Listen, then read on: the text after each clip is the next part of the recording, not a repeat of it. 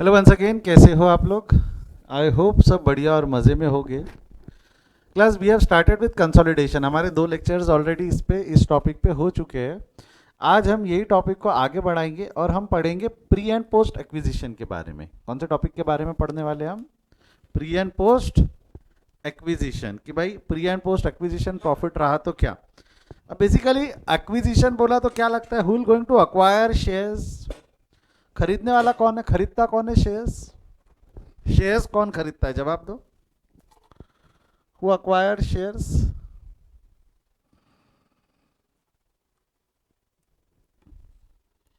Who acquire share? Holding company. किस में?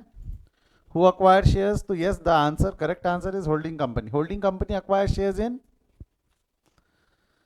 Subsidiary company. Holding company acquire shares in subsidiary company, yes और no? Holding company shares ले लेती है subsidiary company में। होल्डिंग कंपनी शेयर्स ले लेती है सब्सिडरी कंपनी में। सिंपल है, हाँ या ना?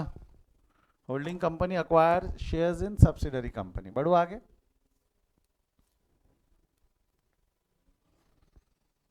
If holding company is acquiring shares, if holding company is acquiring shares in subsidiary company, तो उसकी एक तारीख होती है कि भाई ये तारीख खरीदा, ये तारीख से शेयर्स खरीदा वगैरह। जैसे ये अलग क्वेश्चन पढ़ते हैं हम, जो प्री एंड पोस्ट है ना, डिटेल में क्वेश्चंस के थ्रू ही समझेंगे। अलग अलग पॉसिबिलिटी है, मैं एक साथ समझाने की भी कोशिश करूंगा, तो कोई खासा समझ में आएगा नहीं।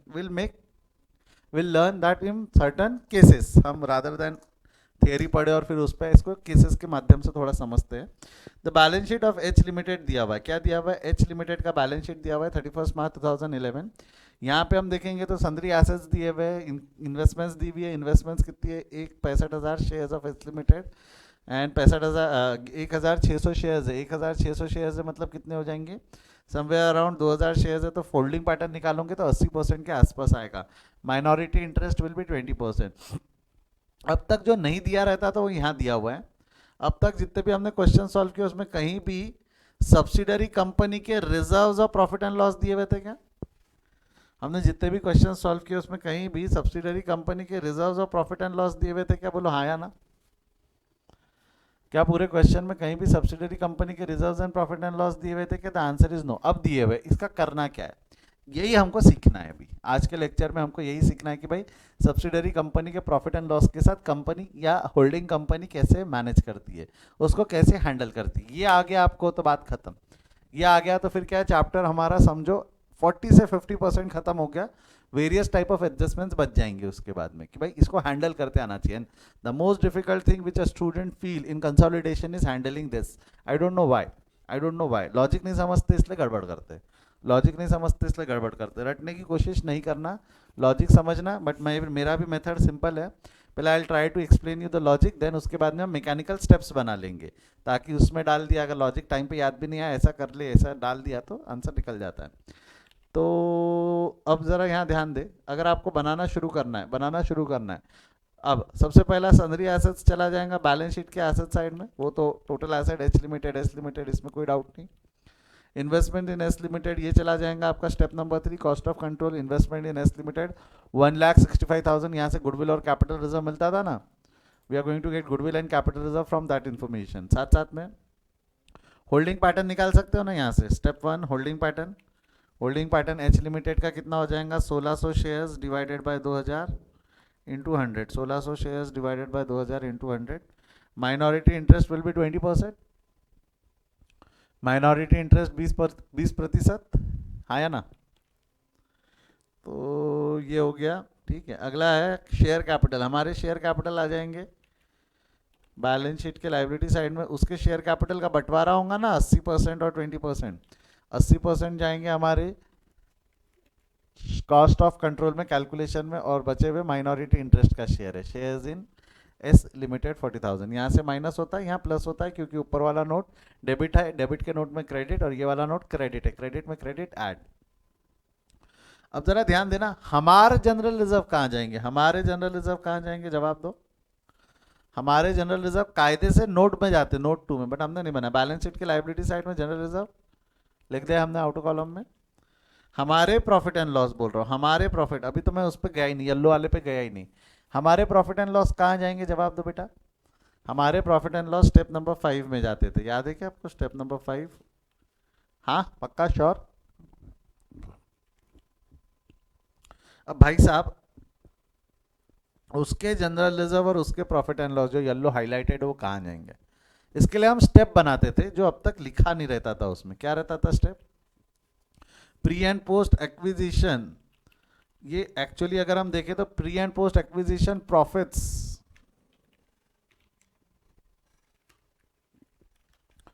Profit and reserve of S limited होता है। ये pre and post acquisition profit and reserves of S limited. क्या बोला मैंने? Pre and post acquisition profits and reserves of S limited किसके रहते हैं? ये pre and post acquisition profit and reserves of S limited. ये समझा क्या रे? ये समझा क्या? बोलो हाँ या ना। Pre and post acquisition profits and reserves of S limited. S limited के pre and post acquisition profits रहते। कॉलम कैसा? पर्टिकुलर बनाना, टोटल लिख लेना पहले, प्री और पोस्ट ऐसे दो कॉलम बनाना, प्री और पोस्ट ऐसे दो कॉलम बनाना, पोस्ट में ब्रेकअप लिखना, प्रॉफिट और रिजर्व जितने भी दिए हुए बैलेंस शीट में कितने रिजर्व वो प्रॉफिट है। एक अकाउंट प्रॉफिट का है, एक अकाउंट रिजर्व का है, एक आधा और रहता रिजर्व का अकाउंट, तो यहाँ हमने एक कॉलम और बढ़ाया रहता, एक कॉलम और बढ़ाया रहता था। कॉलम जितने रिजर्व उतने कॉलम, जितने रिजर्व उतने कॉलम। अभी के लिए तो दो ही में काम हो जाएगा। अच्छा कॉलम्स जो है वो काय में है? प्री में है या पोस्ट में है? प्री का सिंगल हेड, प्री का सिंगल हेड, पोस्ट के मल्टीपल कॉलम्स। प्री का सिंगल हेड, पोस्ट के मल्टीपल कॉलम। ये समझा क्या बेटा? फॉर्मेट समझा क्या? ये समझा क्या बेटा? फॉर्मेट समझा क्या? हाँ या ना में जवाब दो, यस और नो।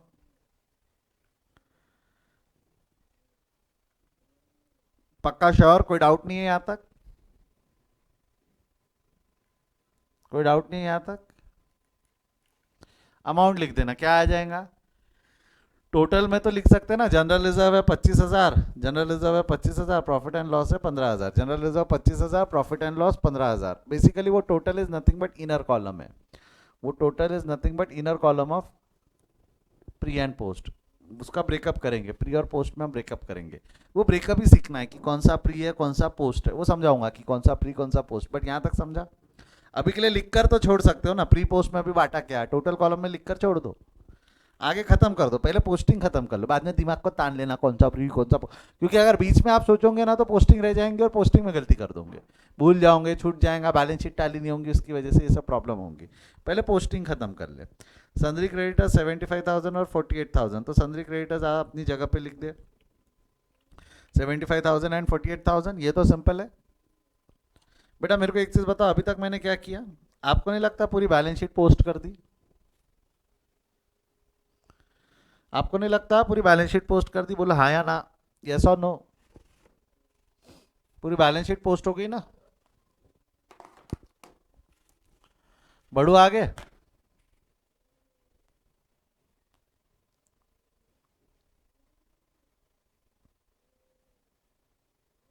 एक बार आपकी पूरी बैलेंस शीट पोस्ट हो गई, एक बार आपकी पूरी बैलेंस शीट पोस्ट हो गई तो नेक्स्ट स्टेप क्या रहेंगे अब आपकी? ध्यान देना।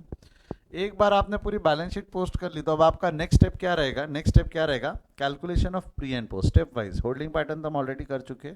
Step number 2 calculation of breakup of pre and post. अब सर ये कैसे निकाले? जी बेटा एग्जाम्पल के तौर पे, एग्जाम्पल के तौर पे,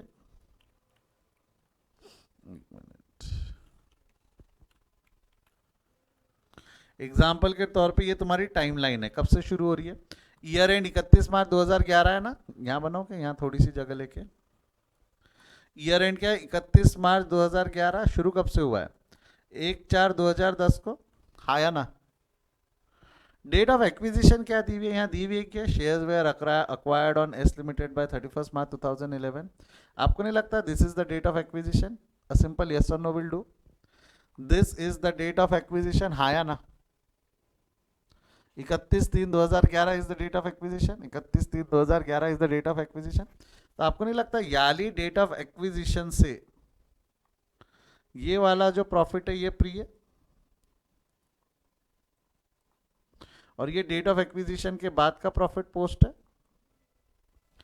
डेट ऑफ एक्विजिशन के पहले का profit is termed as pre acquisition profit. Date of profit के पहले का profit is termed as pre acquisition profit. In given example post acquisition period ही 0 है ना, हमने यही बैलेंस शीट बना रहे ना, हम यही बैलेंस शीट बना रहे। तो हम पोस्ट एक्विजिशन में गए कि पोस्ट एक्विजिशन प्रॉफिट ही जीरो है, पोस्ट एक्विजिशन पीरियड ही जीरो है। अगर पोस्ट एक्विजिशन प्रॉफिट ही जीरो है तो ये पूरा का पूरा 25,000 प्रीच हो गया ना, पूरा का पूरा 25,000 और 15,000 प्री हो गया। पोस्ट एक्विजिशन रिजर्व और प्रॉफिट तो शून्य बटे सन्नाटा, पोस्ट एक्विजिशन रिजर्व और प्रॉफिट तो शून्य बटे सन्नाटा, क्योंकि यहाँ पे तो पोस्ट एक्विजिशन पीरियड है ही नहीं ना। अगर हम देखो देखो बेटा, मैं वापस टाइमलाइन से समझा देता हूँ। देखो हमारा टाइमलाइन कब चालू हो रहा है, 1/4/2010, खत्म कब हो रहा है, 31/3/2011। ठीक है, डेट ऑफ एक्विजिशन दी हुई है, कौन सी तारीख को अक्वायर किया, 31/3/2011। यहाँ पे अक्वायर्ड है, मैं कलर बदल के लिखता हूँ। डेट ऑफ एक्विजिशन क्या है, अक्वायर्ड वाली तारीख को किया, अक्वायर्ड। तो अक्वायर्ड से पहले का पीरियड, डेट ऑफ एक्विजिशन से पहले का पीरियड प्री हो गया, इसके बाद का पीरियड पोस्ट हो गया। तो हम तो याली डेट की बैलेंस शीट बना रहे हैं, तो पोस्ट एक्विजिशन पीरियड चालू हुआ है कि होने का है, होने का है। तो पूरा का पूरा प्रॉफिट हमने क्या मान लिया, प्री। प्रॉफिट और रिजर्व दोनों प्री है, प्रॉफिट और रिजर्व दोनों क्या है, प्री। खत्म। समझा है प्री पोस्ट में कैसे बांटा। बट ऐसा जरूरी नहीं है ना, ऐसा जरूरी थोड़ी है कि हमेशा डेट ऑफ एक्विजिशन ये रहे, यहाँ भी तो आ सकती है, यहाँ भी तो आ सकती है ना, हाँ या ना। बिगिनिंग ऑफ द ईयर भी हो सकती है और मिडल ऑफ द ईयर भी हो सकती है, बराबर है। तो वो क्या रहेंगी, कैसी रहेंगी, वही तो आज केसेस पढ़ेंगे ना। बिगनिंग में रहा तो कैसा करना, मिडल में रहा तो कैसा करना, ये सब पढ़ेंगे, ये सब पढ़ेंगे, वही तो सिखाने आए हैं आज हम। बट ये वाला क्वेश्चन समझा क्या, अभी कहाँ पे, बिगनिंग में, मिडल में कि एंड में, अभी कहाँ पे जवाब दो, बिगनिंग में, मिडल में कि एंड में।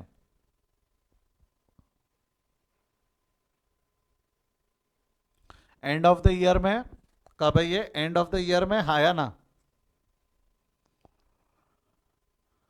एंड ऑफ द ईयर में वो दिया हुआ है कि भाई बैलेंस शीट इतनी इतनी पोजीशन ऐसी ऐसी बन के आती है, एंड ऑफ द ईयर में बैलेंस शीट की इतनी इतनी ऐसी ऐसी पोजीशन बन के आती है, बराबर है। बड़े आगे यहाँ से, बड़े आगे यहाँ से।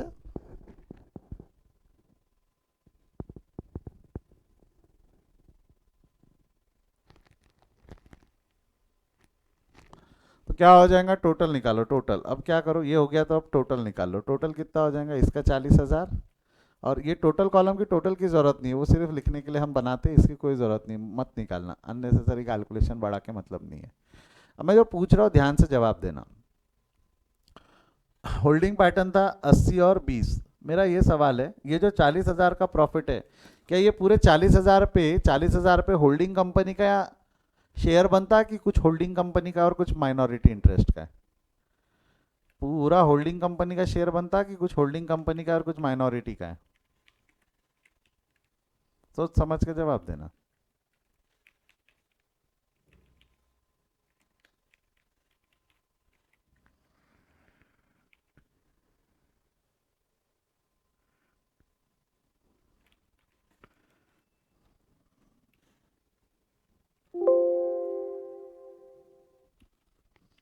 Come on, hurry up fast. कुछ कुछ होल्डिंग का और कुछ माइनॉरिटी का है ना, 2020 है ना, 2020, एक मिनट ना।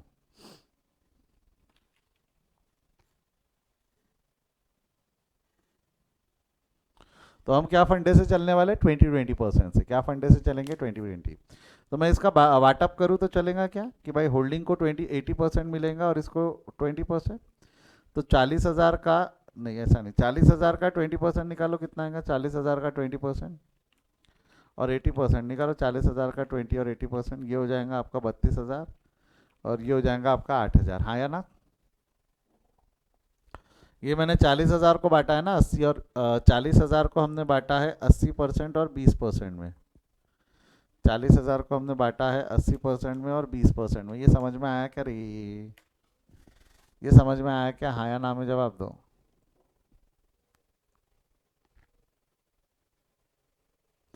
यहाँ तक अगर समझ में आया है तो, अब यहाँ तक अगर समझ में आया है तो मेरे को एक चीज़ बताओ, एक चीज़ बताओ, ये प्रॉफिट्स है ना, ये दोनों के प्रॉफिट्स है ना, हाँ या ना में जवाब देना, सिंपल यस और नो विल डू। माइनॉरिटी का प्रॉफिट तो माइनॉरिटी के शेयर में चला जाएगा, माइनॉरिटी को पेएबल माइनॉरिटी के शेयर में चला जाएगा। माइनॉरिटी का शेयर यानी स्टेप नंबर 4, माइनॉरिटी का शेयर मतलब स्टेप नंबर 4, हाँ या ना में जवाब देना। मेरे को एक चीज बताओ, स्टेप नंबर 2 को बैलेंस कौन सा रहेगा, डेबिट और क्रेडिट? स्टेप नंबर 2 को बैलेंस कौन सा रहेगा, डेबिट और क्रेडिट? ये जो स्टेप नंबर 2 के जितने बैलेंस आ रहे हैं, don't you think this will have a credit balance, क्योंकि इसके अंदर में प्रॉफिट्स और रिजर्व्स है। माइनॉरिटी इंटरेस्ट को कौन सा बैलेंस है? माइनॉरिटी इंटरेस्ट को कौन सा बैलेंस है? क्रेडिट है ना? माइनॉरिटी इंटरेस्ट को क्रेडिट बैलेंस है। आपको नहीं लगता क्रेडिट बैलेंस क्रेडिट में लिखा जाएगा? क्रेडिट बैलेंस क्रेडिट में लिखा जाएगा तो क्या होगा, ऐड या लेस? क्रेडिट क्रेडिट में लिया जा रहा है ना, यहाँ से 8,000 वहाँ लिया जा रहा है, तो ये ऐड हो जाएगा। ऐड हो जाएगा कितना ऐड हो जाएगा? हम pre acquisition profit of S limited के नाम से 22,000। Pre acquisition profit and reserve लिख लेना, क्या लिख देना? Pre acquisition profit and reserve of S limited. Pre acquisition profit and reserve of S limited कितना हो गया? Pre acquisition profit and reserve of S limited, हाँ जी, हाँ जी, 8,000 हो गया। ये समझा क्या? ये मैंने कहाँ ले गया रे बेटा? ये हमने यहाँ ले गए, समझा क्या रे?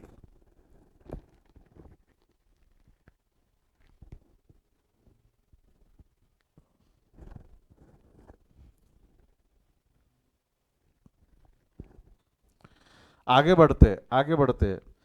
और मेरे को एक चीज बताओ, ये जो प्रॉफिट है ये किसका प्रॉफिट है? 32,000 का प्रॉफिट है, ये किसका प्रॉफिट है? एच लिमिटेड का। एच लिमिटेड का प्री एक्विजिशन प्रॉफिट है कि पोस्ट एक्विजिशन प्रॉफिट है? एच लिमिटेड का प्री एक्विजिशन प्रॉफिट है, पोस्ट एक्विजिशन प्रॉफिट है? अब जो मैं बोल रहा हूँ ध्यान से सोच समझ के जवाब देना। प्री एक्विजिशन प्रॉफिट ये हमारा बिजनेस प्रॉफिट है कि अदर देन बिजनेस प्रॉफिट है? प्री एक्विजिशन का प्रॉफिट ये हमारा बिजनेस प्रॉफिट है कि अदर देन बिजनेस प्रॉफिट है? जवाब दो। Don't you think that's other than business profit? इसको कहाँ जाना चाहिए? प्रॉफिट एंड लॉस में जाना चाहिए या कैपिटल रिजर्व में जाना चाहिए? इसको प्रॉफिट एंड लॉस में जाना चाहिए या कैपिटल रिजर्व में जाना चाहिए?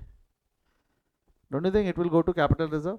और पूरे क्वेश्चन में एक नोट है जो कैपिटल रिजर्व दे सकता है, हमेशा देगा ये जरूरी नहीं है, बट पूरे क्वेश्चन में एक नोट है ना जो कैपिटल रिजर्व दे सकता है। क्या? कौन सा? Step number 3। Actually this is transfer to step number 3। This is transfer to step number 3। कहाँ ट्रांसफर होगा ये? स्टेप नंबर 3 में। कहाँ ट्रांसफर होगा? स्टेप नंबर 3 में। तो अगेन ये क्रेडिट बैलेंस है ना? स्टेप नंबर 3 को कौन सा बैलेंस है? जवाब दो। डेबिट। डेबिट में क्रेडिट क्या करेंगे? जवाब दे बच्चा, जवाब दे। डेबिट में क्रेडिट क्या करेंगे? डेबिट में क्रेडिट लेस हो जाएगा। कितना लेस हो जाएगा? 32,000। कितना लेस हो जाएगा? 32,000। ये समझा क्या? स्टेप नंबर 2 से बैलेंस लेके आया हमने। देखो माइनॉरिटी का शेयर हमने लेके आया वो भी स्टेप नंबर 2 से, जो प्री एंड पोस्ट है, और इनका भी शेयर कहाँ से लेके आया हमने? स्टेप नंबर 2 से, जो प्री एंड पोस्ट है। बराबर है? समझा है तो थम्स अप दो। कॉस्ट ऑफ कंट्रोल निकाला कैसा, वहां तक ले गया। ये जो है ये प्री एंड पोस्ट का कैलकुलेशन समझा है तो थम्स अप दो। थोड़ा सा आगे बढ़ो, आगे बढ़ो, और एक दो प्रैक्टिस करेंगे तो थोड़ा कमांड आ जाएगा। अब सर ये वाला आपने वहां क्यों डाला? अगर प्री, देखो माइनॉरिटी का तो माइनॉरिटी में जाएगा, वो एक ही जगह जाएगा, उसका कोई दुख नहीं है, बट जो एच लिमिटेड का है वो आपने वहीं क्यों डाला? एच लिमिटेड का आपने कॉस्ट ऑफ कंट्रोल में क्यों डाला? उसका भी लॉजिक है, 2 मिनट सुन लेना। मेरे को एक चीज़ बताओ, जब आपने कंपनी में इन्वेस्ट किया रहता है तो कंपनी के सिर्फ इन्वेस्ट यानी कंपनी के शेयर्स में इन्वेस्ट किया रहता है कि उसके प्रॉफिट पे भी आपका हक बन जाता है? जब आप कंपनी में इन्वेस्ट करते हो तो क्या सिर्फ शेयर का प्रपोर्शन मिलता है? सिर्फ शेयर का प्रपोर्शन मिलता है कि उसके प्रॉफिट पे भी हक बनता है? प्रॉफिट पे भी तो शेयर मिल जाएगा ना। जो अनडिस्ट्रीब्यूटेड प्रॉफिट है उस पर हक बन जाएगा, जो अनडिस्ट्रीब्यूटेड प्रॉफिट है।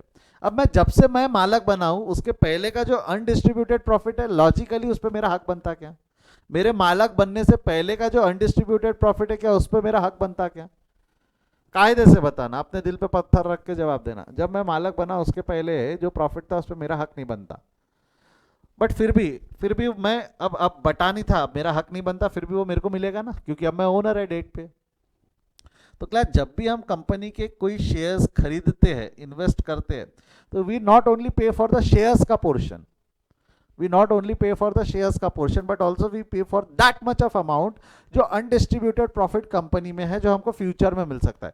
क्योंकि उस पीरियड में जो ओनर था वो क्या बोलेगा, मैं जिस पीरियड में ओनर था उस पीरियड में कंपनी ने प्रॉफिट कमाया, मैं जिस पीरियड में ओनर था कंपनी ने उस पीरियड में प्रॉफिट कमाया। तो उस पीरियड के प्रॉफिट को बेस लेके क्या बोलेगा वो?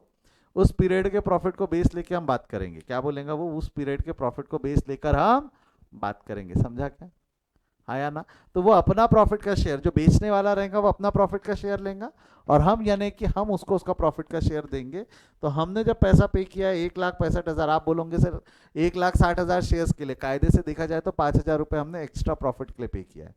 5,000 रुपये हमने एक्स्ट्रा प्रॉफिट के लिए पे किया। वो बात अलग है कि हमको प्रॉफिट का शेयर 32,000 मिल रहा है, हमको प्रॉफिट का शेयर 32,000 मिल रहा है, फायदा हो गया तो भी हमारा।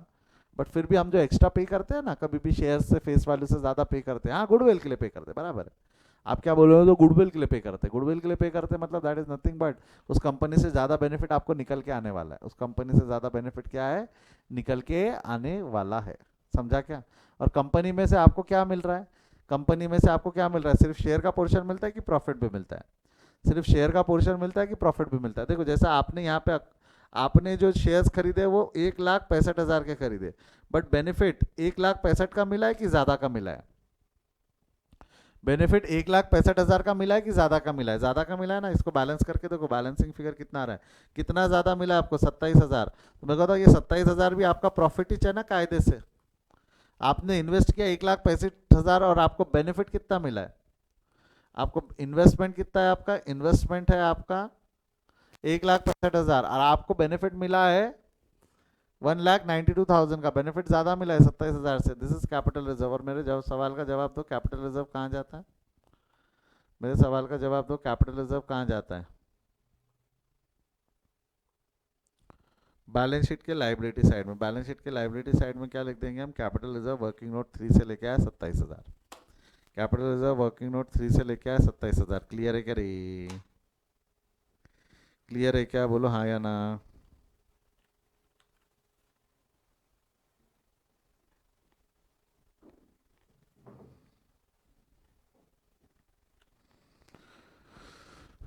पक्का श्योर, कोई डाउट? बढ़ो आगे। नेक्स्ट माइनॉरिटी इंटरेस्ट बैलेंस करो। माइनॉरिटी इंटरेस्ट कितना आया, 48। ये तो वैसे का वैसा चला जाएगा बैलेंस शीट के लाइबिलिटी साइड में, 48,000। हमारे प्रॉफिट बैलेंस करो 50,000, ये वैसे के वैसे चले जाएंगे हमारे बैलेंस शीट के लाइबिलिटी साइड में। क्या नाम से, सब स्टेप 4, क्या नाम से लिखना है तो ब्रेकअप लिख सकते हो आप, step number 4, profit and loss statement. Clear है क्या रे?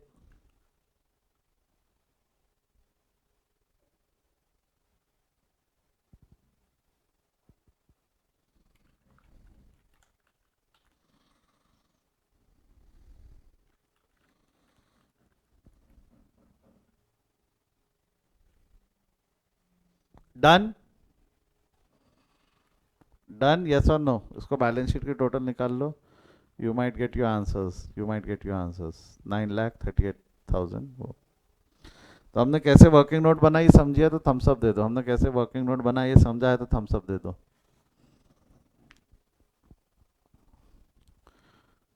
क्या लगता है, अभी तक कुछ दिक्कत वाली बात लग रही है क्या? कुछ दिक्कत वाली बात लग रही है क्या?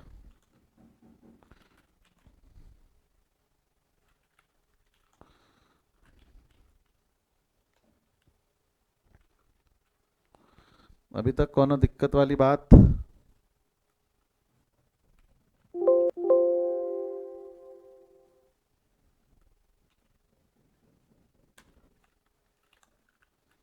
बढ़ो आगे। लिख लो फर्स्ट पार्ट आपके सामने, फटाफट लिख लो फर्स्ट पार्ट।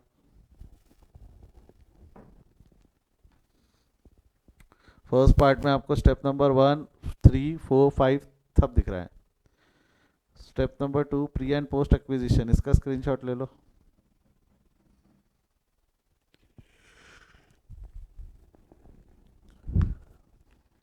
हो गया क्या? अब जो मैं बोल रहा हूँ ध्यान से सुनना। अगला सवाल है हमारा step, problem number 8। Problem number 8। तो सभी का ध्यान, वही सिंपल मेथड अपनी, सभी का ध्यान बोर्ड पे चाहिए। मुंडी उंडी झटको, स्ट्रेट बैठो। We will go further, we will go further.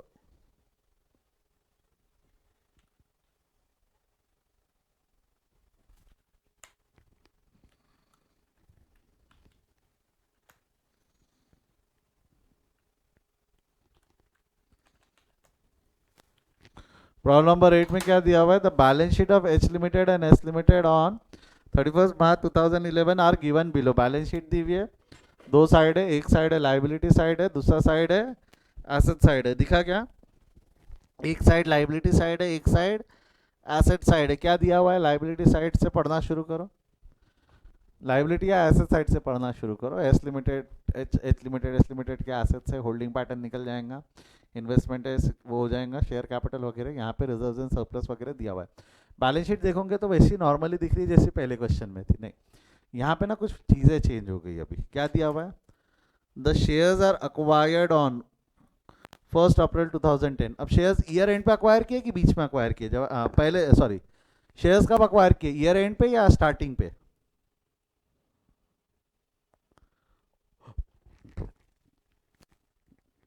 Shares are now acquired at the beginning of the year. Shares कब अक्वायर किए हुए?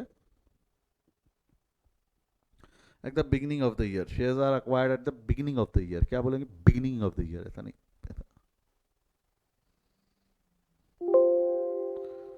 Shares are now acquired at the beginning of the year, beginning of the year. ठीक है, चलो। अगर हमने beginning of the year में acquire किया है तो क्या, एक छोटा सा करेक्शन कर लेना। यहाँ पे मैंने प्रॉफिट 6000 लिखा है, उसको 10,000 कर लेना। ठीक है, पढ़ता हूँ मैं अब। एक करेक्शन है, वो करेक्शन कर लेना 8th में। अक्वायर्ड ऑन ये वाली डेट है 1 अप्रैल 2010 को, beginning of the year. The balance in general reserve of S limited is 1 April 2010 and the company earned a profit of 10,000 profit during the year. The company मतलब ये again किसकी बात कर रहा है? S limited. तो ये आपको नहीं लगता एस लिमिटेड के प्रॉफिट के बारे में इंफॉर्मेशन है? ये एस लिमिटेड के प्रॉफिट और जनरल रिजर्व के बारे में इंफॉर्मेशन है? हाँ या ना में जवाब दो। करना क्या है, मैंने अभी कुछ भी नहीं बताया। इन्फॉर्मेशन क्या है ये समझा क्या? एक करेक्शन बताया ऊपर मैंने, ये एक करेक्शन बताया, वो आपकी बुक्स में 6,000 लिखा, उसको 10,000 कर लेना। 6,000 से आंसर बहुत ही गलत आता, 10,000 रख लेना। ठीक है, ना let's start with this. Asset side से शुरू करो, एसेट साइड से शुरू करो। एसेट साइड में सबसे पहला क्या है? सुंदरी एसेट्स। सुंदरी एसेट्स कैसा लिख लेंगे हम? पेन लो, टिक मारो। 1,60,000 और 2,88,000। 1,60,000 और 2,88,000। इन्वेस्टमेंट इन एस, इससे होल्डिंग पैटर्न निकालो। सबसे पहले होल्डिंग पैटर्न कितना हो जाएगा? 1,600 डिवाइडेड बाय 2,000 इंटू 100 कितना हो जाएगा? 80%। Minority interest will be 20%। I hope ये समझ में आया। 80% 20% समझ में आया, हाँ या ना? Investment in S limited, cost of control investment in S limited. Share capital, हमारा शेयर कैपिटल यहाँ आ जाएगा, उनका share capital will be divided into 2 part, 80 and 70। Investment in S limited में से लेस हो जाएगा 80%, माइनॉरिटी इंटरेस्ट को मिल जाएगा 20%। हाँ या ना? क्लियर है क्या रे बेटा? ओ बेटा जी, यहाँ तक कुछ भी नया है क्या? हाँ, हमारे जनरल रिजर्व कहाँ चले जाएंगे? हमारे जनरल रिजर्व बैलेंस शीट में मैंने अभी इनर कॉलम में लिखा है। हमारे profit and loss account own profits में चला जाएगा, own profits of H limited, that is 80,000।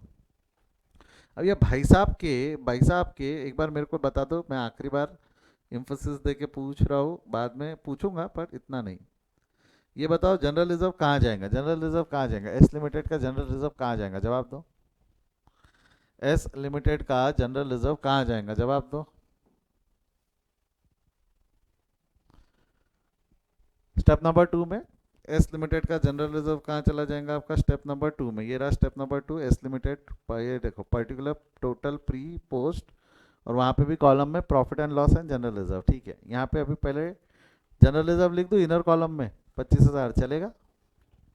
Same goes for profit and loss account. कहाँ जाएगा ये प्रॉफिट एंड लॉस अकाउंट? 15,000 रुपये एस लिमिटेड के जो वर्किंग नोट है उसमें इनर कॉलम में। यस और नो में जवाब दो, हाँ या ना में जवाब दो।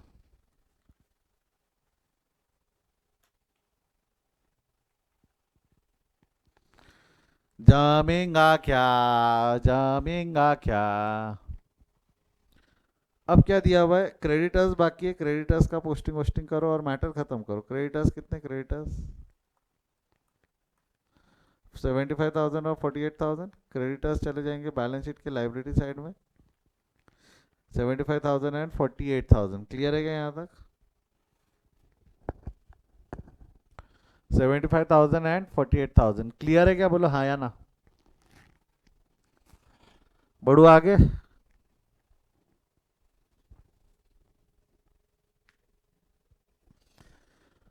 अब 75/48 यहाँ तक हो गया है। अब क्या करना पड़ता है? सबसे पहले बैलेंस करो, स्टेप 1 ऑलरेडी बैलेंस्ड है, पूरी पोस्टिंग हो गई ना हमारी, एडजस्टमेंट बाकी है, एग्री, ये इन्फॉर्मेशन है, एडजस्टमेंट भी नहीं, इन्फॉर्मेशन है। अब हमको प्री एंड पोस्ट का डिवीजन करना है। क्या का डिवीजन करना है? Pre and post. This is the crucial division, ये सबसे क्रूसल डिवीजन है। मैं आपको हर बार बोल बोल के चिक चिक के बता रहा हूँ, सबसे इंपॉर्टेंट डिवीजन ये प्री एंड पोस्ट का ही है। एक बार आपने प्री पोस्ट का डिवीजन समझ लिया तो आपने क्वेश्चन में महारत हासिल कर ली। Any question of consolidation pre post divisions are important. यहाँ पे अक्वायर्ड कब किया?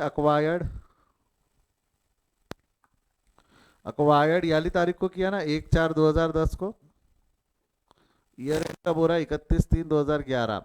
तो acquisition is at the end of the year और at the beginning of the year? Middle भी नहीं है, कब है?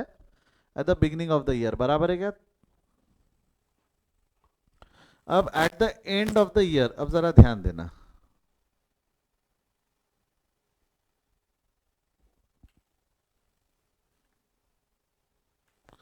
At the end of the year general reserve profit and loss का बैलेंस कितना है? At the end of the year general reserve profit and loss का बैलेंस कितना है? जनरल रिजर्व का बैलेंस कितना है?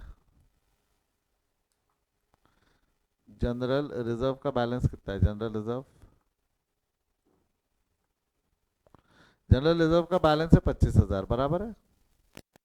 अब मैं बताओ 25,000 रुपए का बैलेंस कब है? बिगिनिंग में नहीं है, बैलेंस कब है? एंड में। तो मैंने एंड के साथ में लिख दिया जनरल रिजर्व 25,000।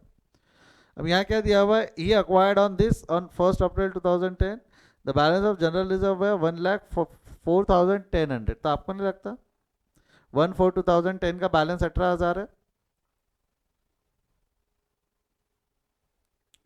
ये जो 1/4/2010 है इसका बैलेंस 18,000 है, हाँ या ना?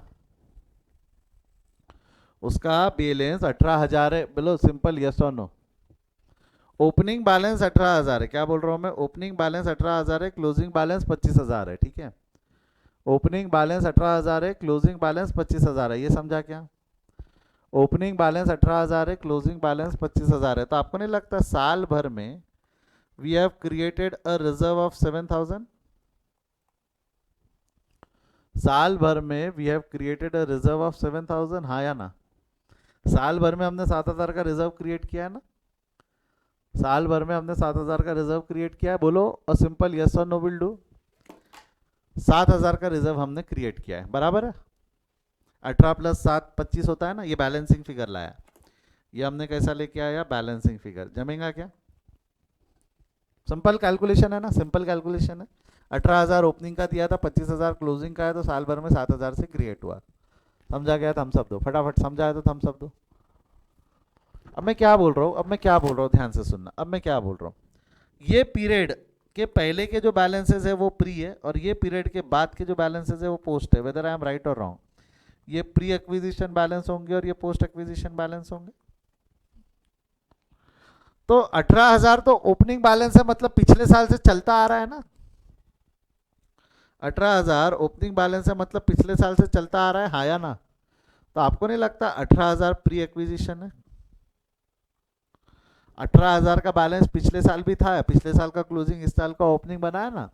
तो आपको नहीं लगता 18,000 जो है वो प्री एक्विजिशन है? 18,000 का बैलेंस क्या हो गया आपका? जनरल रिजर्व के रिलेशन में 18,000 का बैलेंस प्री हो गया। तो पोस्ट एक्विजिशन कितना होगा? जनता जवाब मांगती है, पोस्ट एक्विजिशन कितना होगा?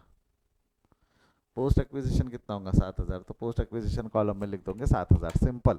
18,000 pre, post acquisition 7। 18,000 pre, post acquisition 7। कैसा दिमाग लगाया ये समझा क्या? कैसा दिमाग लगाया ये समझा क्या? कैसा दिमाग लगाया हमने, समझा क्या रे? थम्सअप दे दो, समझा है तो फटाफट थम्सअप मांगता है मेरे को, फटाफट समझा है तो थम्सअप मांगता है। आगे बढ़ो।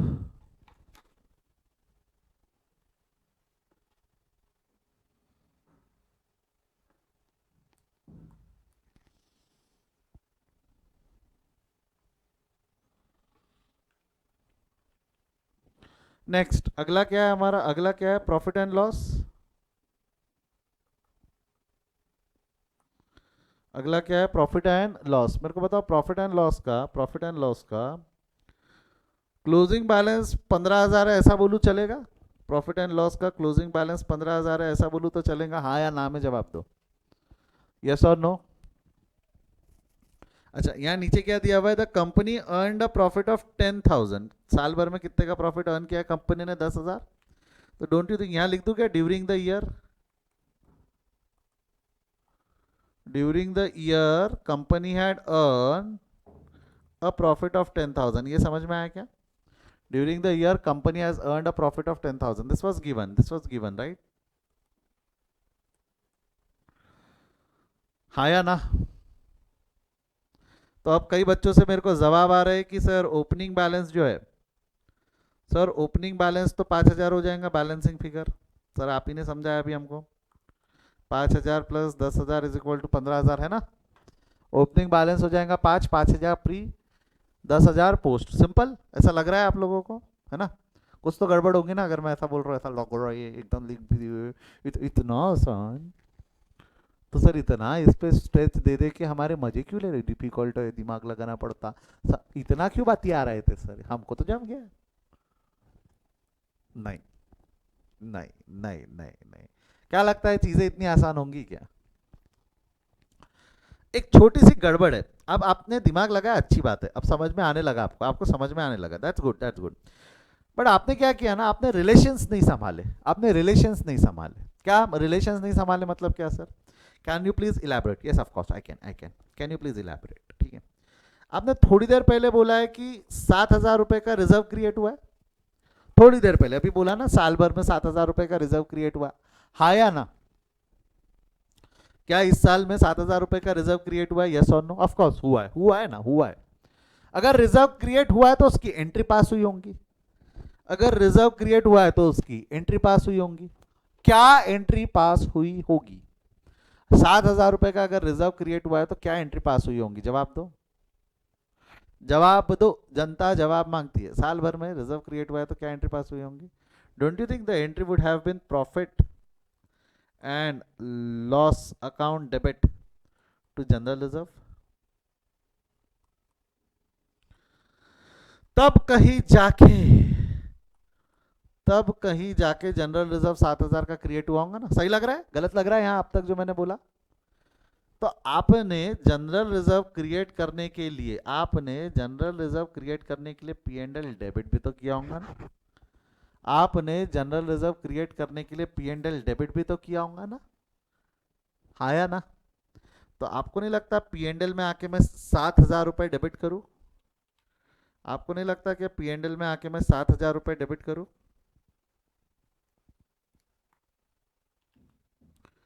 पी एंड एल में आके मैं डेबिट करूं 7,000 by the name of general reserve?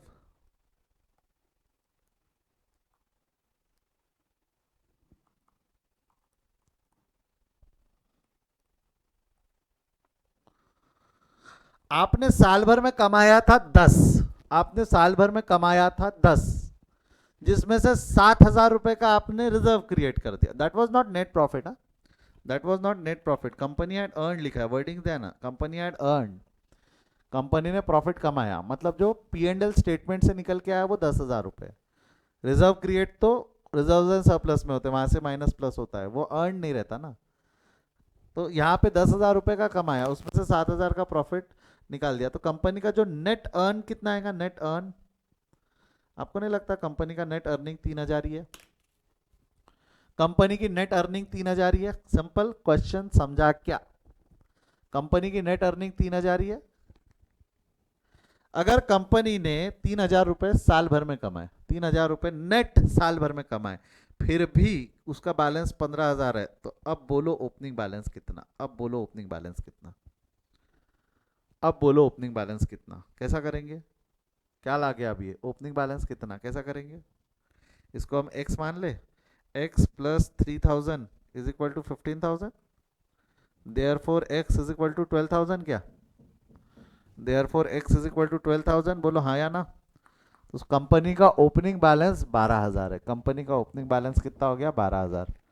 समझा क्या? पहले कितना? 5,000 निकाल दिया था आपने आसानी से, लाड़ी लप्पा। नहीं, इतना आसान थोड़ी है। थोड़ा तो दिमाग लगाओ ना, रिलेशंस तो समझो। रिलेशन तो अगर रिजर्व क्रिएट हुआ है तो पीएनएल तो यूज हुआ होगा, पीएनएल का तो बैलेंस कम हुआ होगा ना. Do I have to connect it और not? Yes of course I will have to connect it. Yes of course I will have to connect it. ये समझा है क्या? डिफरेंशिएशन समझा है क्या? Why opening balance is not at 5000 and why it is at 12000, ये समझा है क्या? एक बार ब्रेकअप निकाल लेना, ओपनिंग कितना, क्लोजिंग कितना, प्रॉफिट कितना, कुछ भी पता हो सकता है, कुछ भी दिया हो सकता है, जिसके भरोसे हमसे हमको ट्रेस करना है कि क्या कैसा हो सकता है. वो आदत मैं डेवलप करवा दूंगा, वो मेथडोलॉजी मैं डेवलप करवाने की कोशिश करूंगा. धीरे धीरे होगी, धीरे धीरे होगी. तो 12,000 रुपए का ओपनिंग बैलेंस है, 3,000 रुपए का अर्नड है और 15,000 रुपए का क्लोजिंग है. बराबर है, 12 + 3 15. मेरे को बताओ डेट ऑफ एक्विजिशन, आपको नहीं लगता है डेट ऑफ एक्विजिशन ये डेट ऑफ एक्विजिशन ओपनिंग है, ये यहाँ है डेट ऑफ एक्विजिशन. अब मेरे को एक चीज बताओ, कौन सा प्रॉफिट प्री और कौन सा प्रॉफिट पोस्ट? आपको नहीं लगता जो ओपनिंग का बैलेंस है ये पूरा का पूरा प्री हो जाएगा?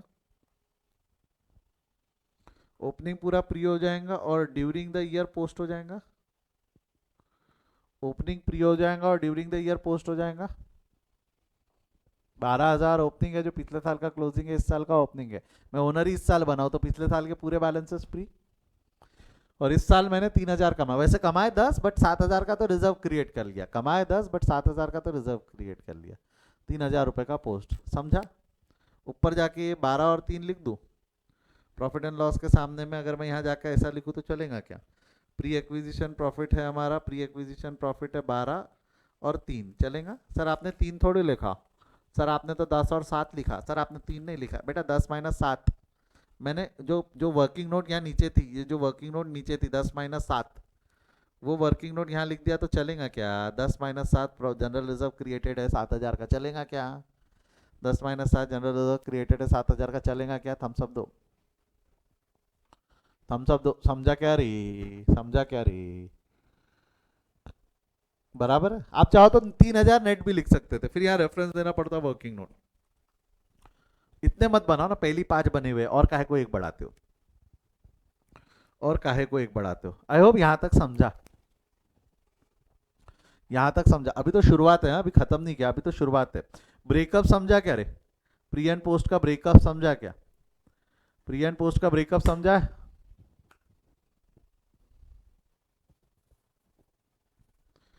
यहाँ पे ये प्री था, ये पोस्ट था, है ना? बढ़ रहा हूं मैं आगे, बढ़ रहा हूं. हो गया.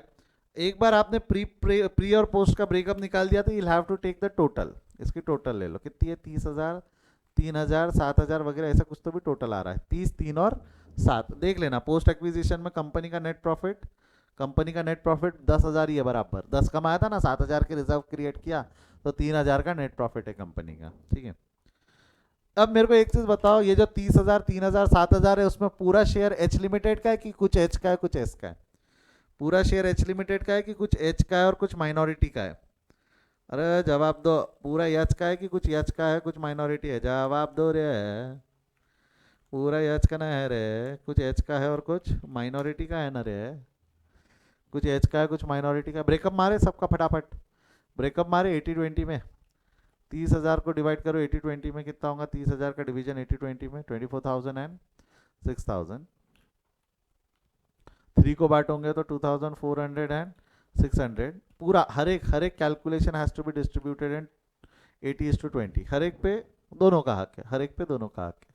तो वो प्री रहे पोस्ट रहे, हमारा तो हक 80% पे. तो बचा हुआ हक किसका बन गया? बचा हुआ हक किसका बन गया? माइनॉरिटी का. बचा हुआ हक किसका बन गया? माइनॉरिटी का. तो माइनॉरिटी के तो कुछ अलग अलग है नहीं मुद्दे. माइनॉरिटी का सब मिला के एक ही जगह जाना है. कितना है माइनॉरिटी का सब मिला के? 8,000 है क्या? माइनॉरिटी का सब मिला के 8,000 है क्या? 1,400 + 600, 2,000 + 6,000, 8,000. माइनॉरिटी के बैलेंस कहाँ जाते हैं? जनता जवाब मांगती है. माइनॉरिटी का बैलेंस कहाँ जाता है बोलो? माइनॉरिटी का बैलेंस एक ही जगह जाता है. माइनॉरिटी का बैलेंस स्टेप नंबर 4, तो इसको डाल दो स्टेप नंबर 4 में. ये again this is credit balance, ध्यान देना बेट, भूलना नहीं, ये क्रेडिट बैलेंस है. स्टेप नंबर 4 में क्रेडिट ही है. क्रेडिट में क्रेडिट ऐड हो जाएगा. क्रेडिट में क्रेडिट क्या हो जाएगा? ऐड. क्या नाम से ऐड हो जाएगा? Pre and post of S limited. क्या नाम से ऐड कर देंगे हम? Pre and post of S limited. S limited के प्री और पोस्ट दोनों, प्री और पोस्ट दोनों. प्री एंड पोस्ट ऑफकोर्स अब समझना, pre and post profit and reserve, pre and post profit and reserve. गड़बड़ है होल्डिंग के शेयर्स की. गड़बड़ है होल्डिंग के शेयर्स की। मैंने लास्ट क्वेश्चन में आपको बताया था कि प्री एक्विजिशन तो कैपिटल प्रॉफिट है ना, प्री एक्विजिशन तो कैपिटल प्रॉफिट है। जवाब दो, कैपिटल प्रॉफिट कहां जाएगा? प्री एक्विजिशन कैपिटल प्रॉफिट है, कैपिटल प्रॉफिट कहां जाएगा? जवाब दो, जनता जवाब मांगती है, waiting for your answers. Capital profit कहां जाएगा? जवाब दो। कैपिटल प्रॉफिट जाएगा ना हमारे स्टेप नंबर 3 में, डेबिट में क्रेडिट करना है तो यहां से लेस हो जाएगा ना, less pre acquisition profit of S limited 24,000। नीचे वर्किंग वो रेफरेंस देना तो देना, स्टेप नंबर 2 से लाया। 24,000 समझा? 24,000 समझा स्टेप नंबर 3 में। ये क्यों, ये हमने भी इसके पहले वाले क्वेश्चन में भी देखा, क्योंकि that's capital profit. Capital profit has to be adjusted against capital expense, that is investment in that company. अब ध्यान देना, पोस्ट एक्विजिशन प्रॉफिट मतलब मैं मालक बन चुका हूं ना, ध्यान से सुनो। पोस्ट एक्विजिशन प्रॉफिट मतलब क्या मैं मालक बन चुके हैं या नहीं बन चुके? क्या ये वाले पीरियड के लिए, पोस्ट एक्विजिशन के लिए हम मालक बन चुके या नहीं बन चुके? बन चुके ना, हम मालक है, हम मालक है। तो आपको नहीं लगता ये जो 2400 है, मैं अभी बात कर रहा हूँ 2400 की, ये 2400 पे हमारा हक बनता है? ये 2400 पे हमारा हक बनता है, हाँ या ना? क्या ये हमारा हक बनता है? अगर इस पे हमारा हक बनता है तो ये कहाँ जाएगा? हमारे, इस पे हमारा हक बनता है तो ये कहाँ जाएगा? हमारे, हमारे प्रॉफिट एंड लॉस में। कहाँ जाएगा ये? हमार प्रॉफिट एंड लॉस में। हमार प्रॉफिट एंड लॉस मतलब स्टेप नंबर 5, यहाँ ऐड कर देना, क्या नाम से? पोस्ट एक्विजिशन प्रॉफिट है 2400। Why add, why add, why add, भूलो मत। ये पूरा का पूरा स्टेप नोट क्रेडिट का है। स्टेप नंबर 5 भी क्रेडिट की है, क्रेडिट में क्रेडिट तो ऐड होगा ना बच्चा, क्रेडिट में क्रेडिट तो ऐड होगा ना बच्चा। समझ रहे हो? समझ रहे हो? समझ रहे हो? समझ रहे हो? बड़े आगे। अगला, अगला, ये वाला भी हमारे हक के रिजर्व है ना, ये भी हमारे हक के रिजर्व है। इस पे भी हमारा हक बनता है क्योंकि ये पोस्ट एक्विजिशन पीरियड के, जब मैं मालक बन चुका हूं तो क्या ये रिजर्व पे मेरा हक बनता है या नहीं बनता है? ये हमारे रिजर्व है ना, ये जाना चाहिए हमारे जनरल रिजर्व में। कहाँ जाना चाहिए? हमारे जनरल रिजर्व में। ये हमारे हक का है, हमारे हक का है। कहाँ जाएगा? जनरल रिजर्व में। कहाँ जाएगा? हमारे जनरल रिजर्व में। अब जनरल रिजर्व का अगर आपने नोट बनाया तो नोट में डाल देना, नहीं बनाया तो देखो ये इनर कॉलम में लिखा था हमने, add S limited 5,600, add S limited 5,600। चाहो तो यहाँ पे ब्रैकेट में लिख देना, क्या लिखोगे? स्टेप नंबर 2 से लाया। कहाँ से लाया इसको? स्टेप नंबर 2 से, स्टेप नंबर 2 से लाया।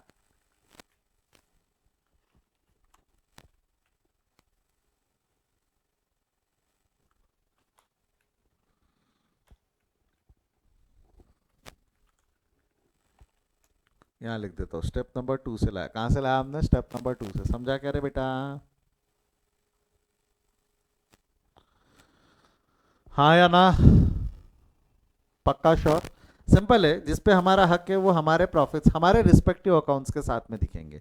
तो यहाँ पे क्या लिख देना नीचे में? कहाँ गया रही है? बैलेंस शीट जनरल रिजर्व में गया। कहाँ गया ये बैलेंस? कहाँ गया? बैलेंस शीट जनरल रिजर्व में।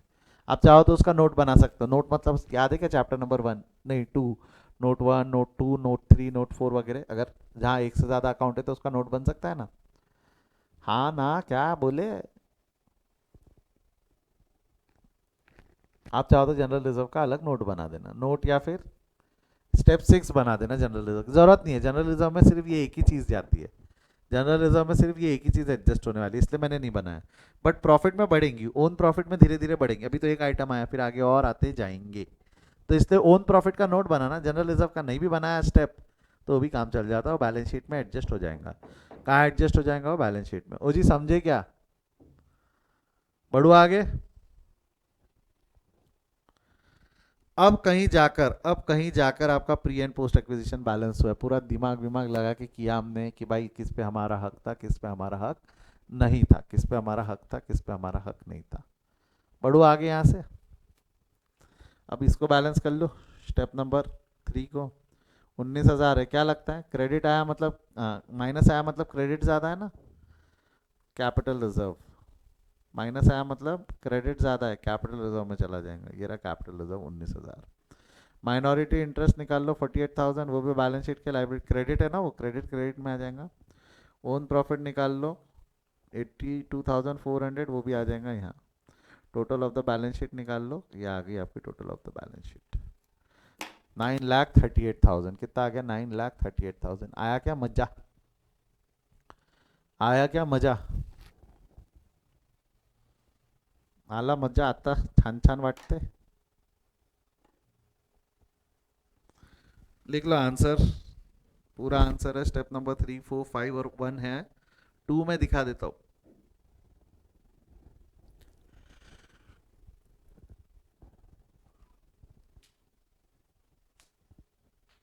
Done first part. Step number 2 का स्क्रीनशॉट लेना है तो ले लो फटाफट। स्टेप नंबर 2 का स्क्रीनशॉट लेना है तो ले लो फटाफट।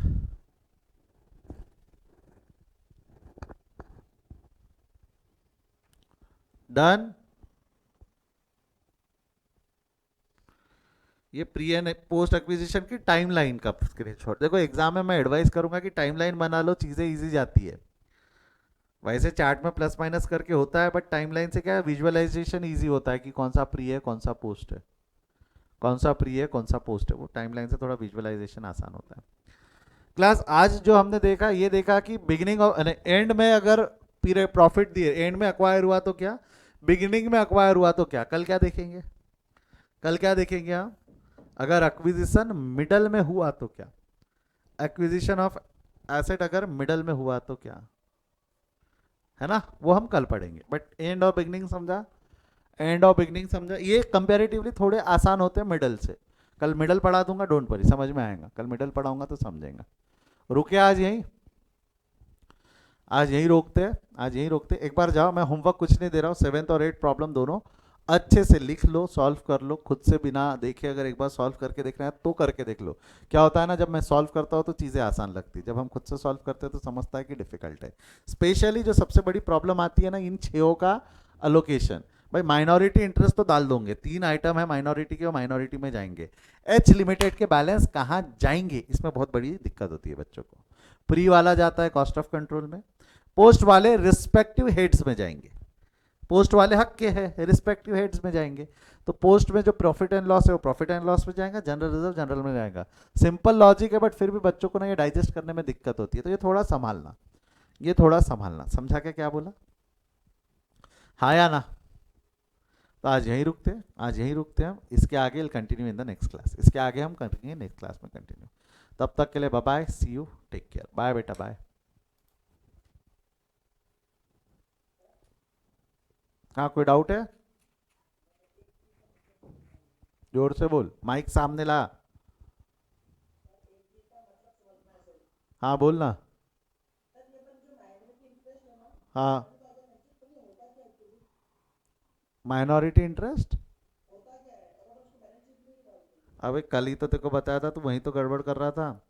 अपन ने एस लिमिटेड के कितने एसेट लेने चाहिए, एस लिमिटेड के कितने एसेट लेने चाहिए, 80% या 100%? बट अपन कितने ले रहे हैं? तो अगर तूने यहाँ पे 100 लिया, यहाँ 100 लिया, तो 20% रिवर्स करना पड़ेगा ना। समझा? याद आया क्या? कल भी यही सवाल पूछा था तूने। चल bye, bye bye, see you, take care. और कोई डाउट है किसी को? नहीं?